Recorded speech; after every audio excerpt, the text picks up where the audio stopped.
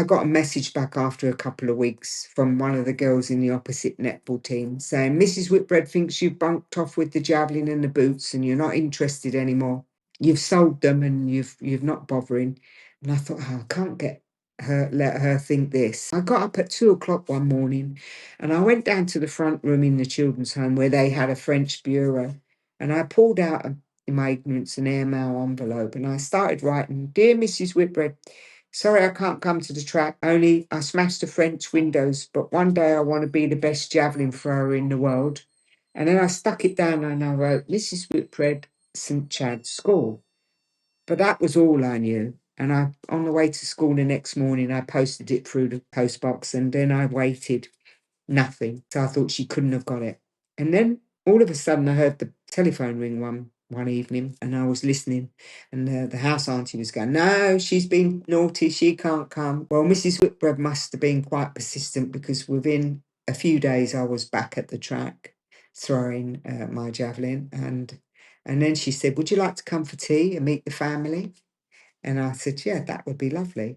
And off I went and had tea with the family. And then when she was taking me back to the children's home, she said, it is the summer. How about you come and stay for a couple of weeks with us? And like all kids, you're constantly being let down in care. And I kind of looked and I thought, well, I'm not sure. And then I said to her, well, I look after the kids, like they need me in the home. And after her having a chat with Auntie Ray said, fact, she said, you've always wanted to know what it's like living in, with a family. You go and I'll look after the children. And off I went, had a couple of weeks. And so at the end of that 2 weeks, Greg said to his mum, he said, Mum, he said, do we have to take Fatima back to the shop? And it was just so hilarious, the little 4-year-old saying that.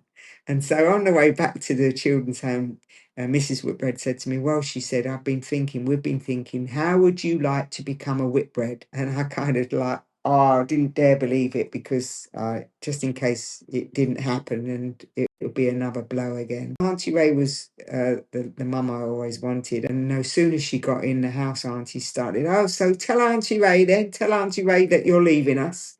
True to Auntie Ray, she said, Fat, she said, are you going to become a Whitbread? She said, well, she said, I couldn't be happier for you. It's everything I can't give you.